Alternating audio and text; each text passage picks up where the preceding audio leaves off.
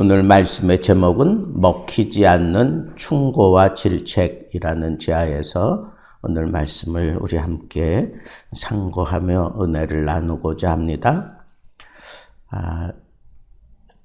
새 친구들과의 변론이 이제 2차전으로 접어들게 됩니다.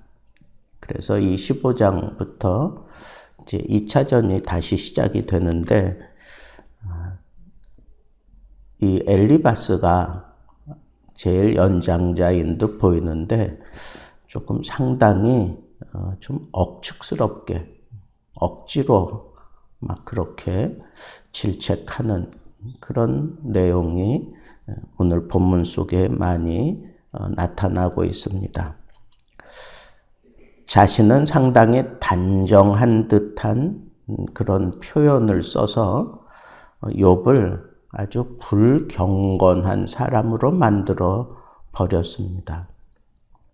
그게 1절부터 6절에 있는 말씀이고, 또 7절부터 16절에 있는 말씀을 보면 이 욥은 아주 교만하다, 그리고 아주 불손한 자다, 그의 태도가 좀 방정맞다 하는 그런 식의 얘기를 계속 얘기하면서, 한마디로 얘기하면 연장자인 사람으로서 욥을 상당히 질책하고 책망하는 그런 모습이 우리가 읽은 16절까지의 그런 말씀이라고 생각할 수가 있습니다.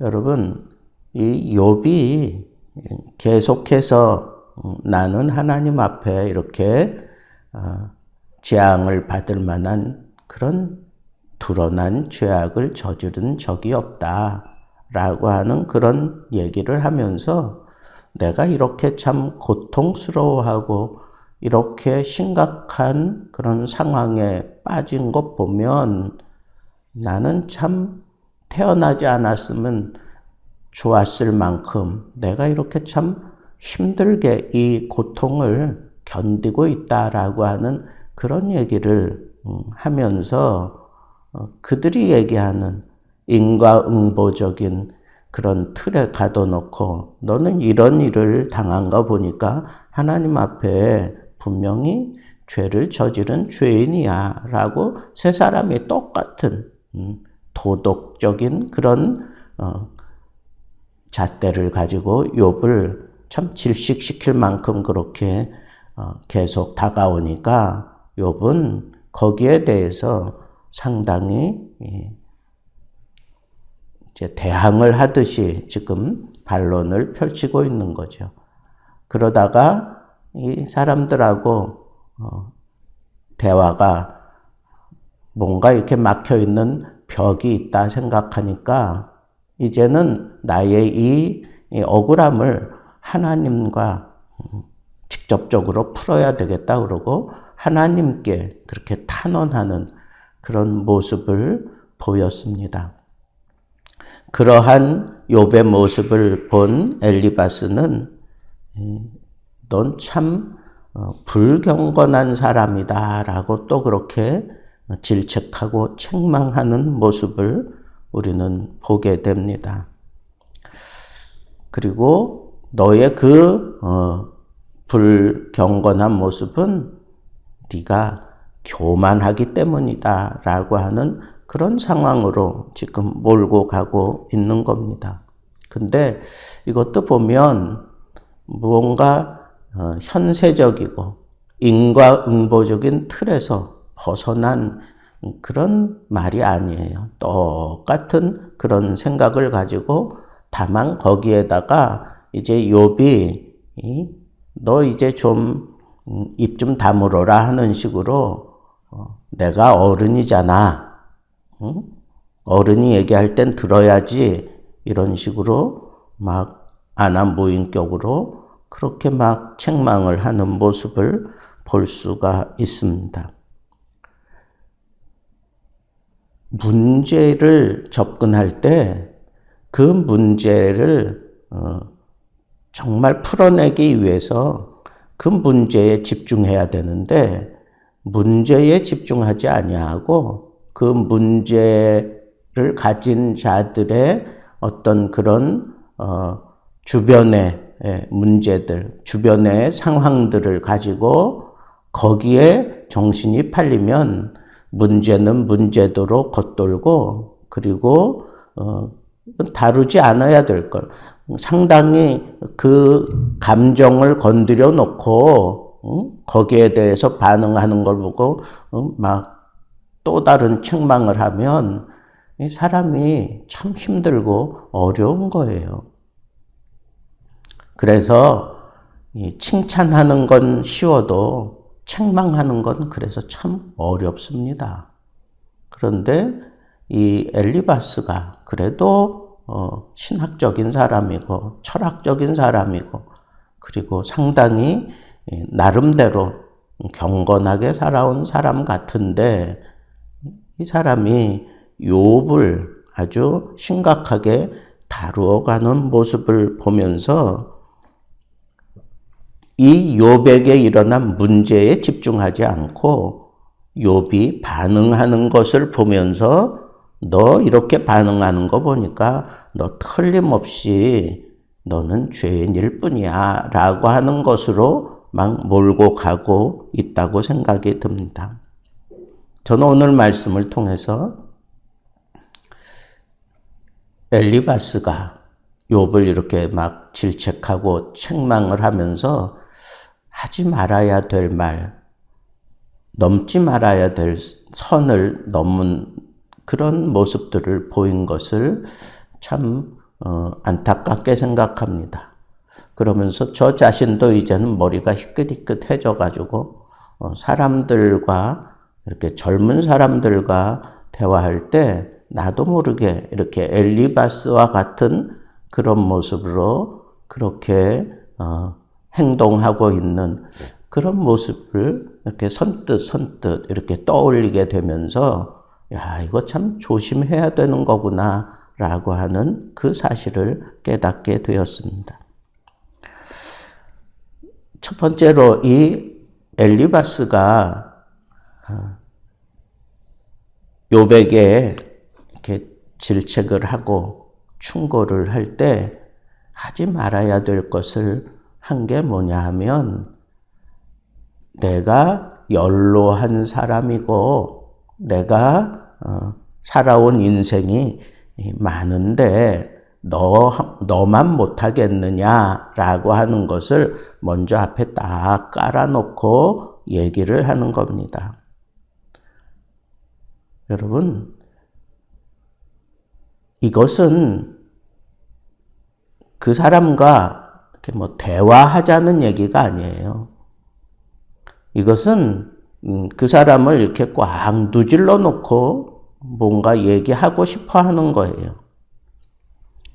그런 사람들에게는 나타나는 게 반항밖에는 없어요. 반항이 툭 튀어나오지 아무리 내가 좋은 얘기를 하고 옳은 얘기를 하고 내가 아무리 그 사람을 이해하는 듯한 그런 표현을 하면서 얘기를 해도 내가 연로한 사람이야. 너보다는 내가 살아온 세월이 많아. 내가 너보다 지혜가 모자라겠느냐 하는 이런 잣대를 갖다 들이밀고 얘기하면 이 사람은 반항해요.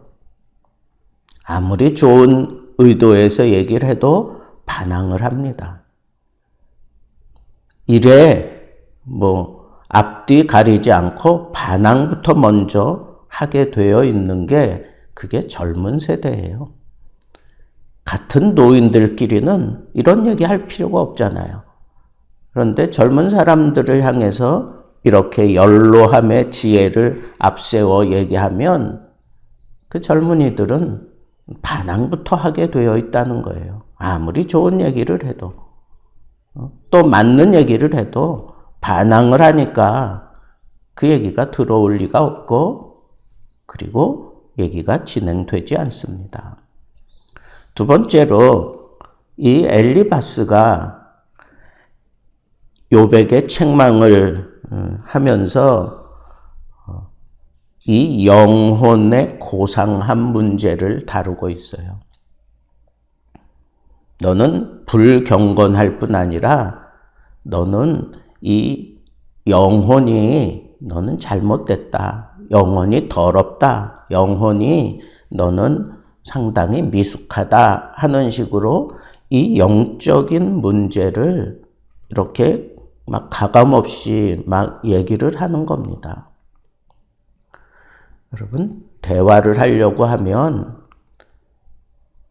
이런 문제를 가지고 그 사람에게 아주 숨이 막히도록 그렇게 목을 조여놓고 얘기하면 그 얘기가 귀에 들어오겠습니까?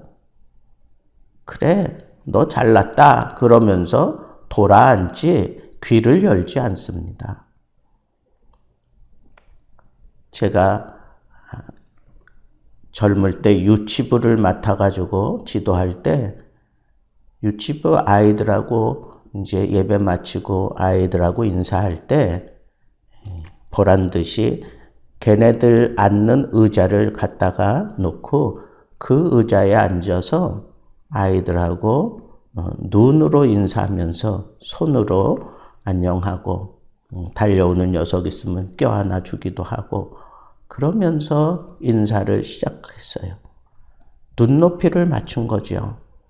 그러니까 그 아이들이 나에게 관심을 갖기 시작했고 아이들이 저를 상당히 많이 좋아하기 시작했어요.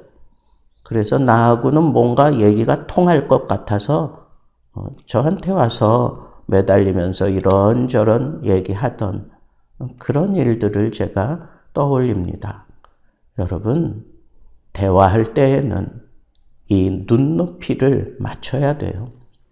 특별히 영적인 문제를 다뤄야 될 때에는 그 영적인 수준을 맞춰놓고야 통로가 형성되는 거지, 이 영적인 문제만큼 인간에게 아주 치명적인 그런 상처를 주는 그런 경우는 없기 때문에 이 영적인 문제를 툭툭 건드려가면서 상처내면서 무언가 내가 얻을 게 있다고 생각하는 것은 그건 정말 큰 착각입니다.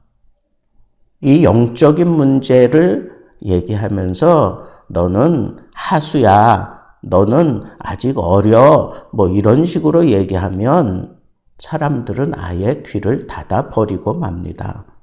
그 사람에게 아무리 고상한 얘기를 하고 아무리 옳은 얘기를 해도 그 얘기는 들어가지 않습니다.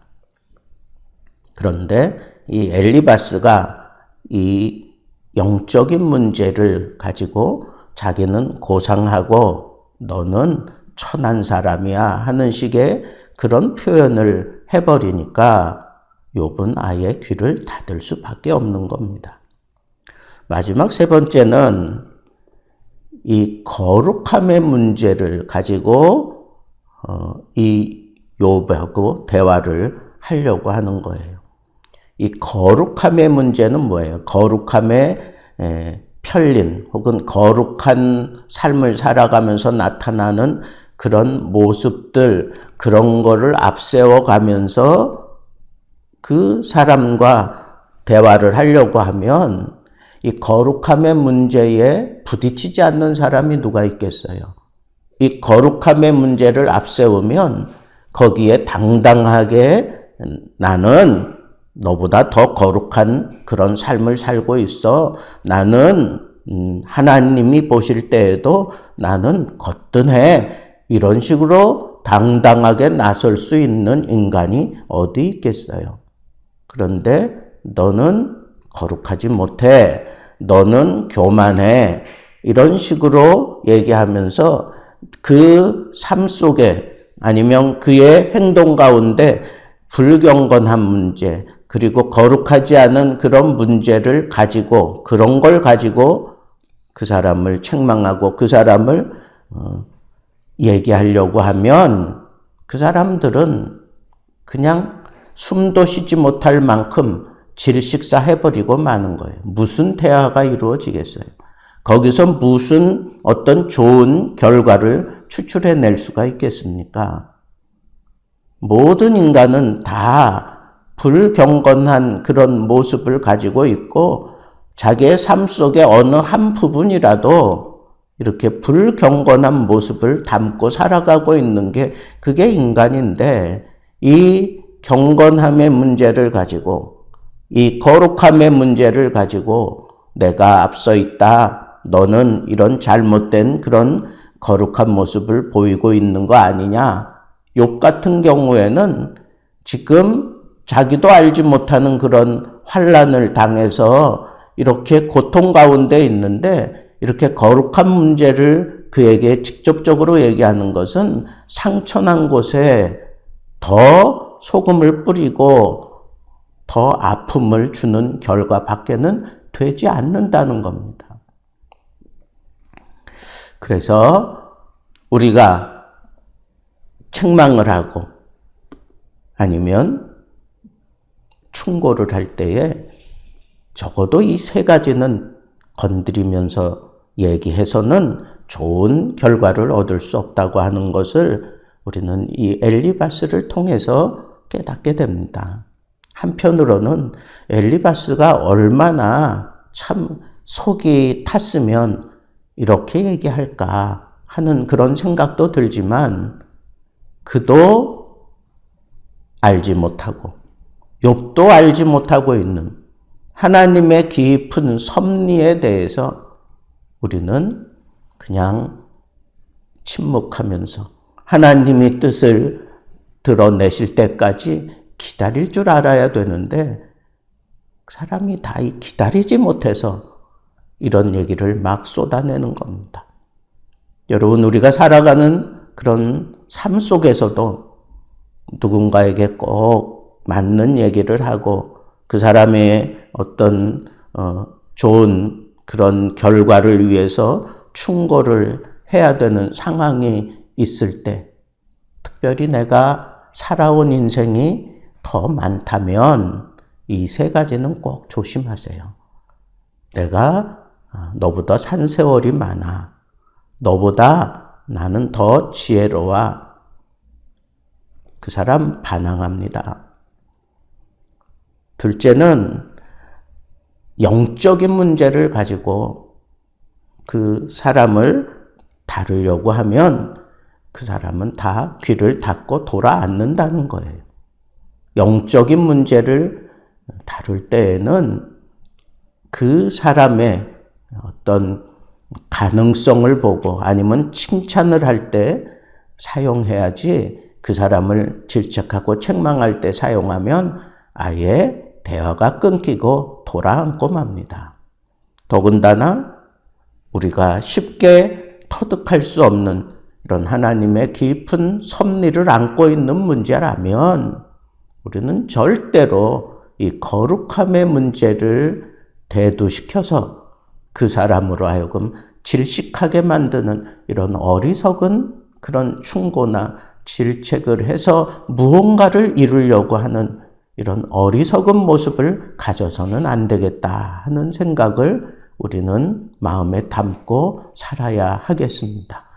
여러분, 참 어쩌면 내가 나이가 더 많기 때문에 살아가는 게 더 조심스러울 수 있어요. 내가 더 많이 배웠기 때문에 정말 내 말 하나가 더 중요하게 작용할 수 있어요.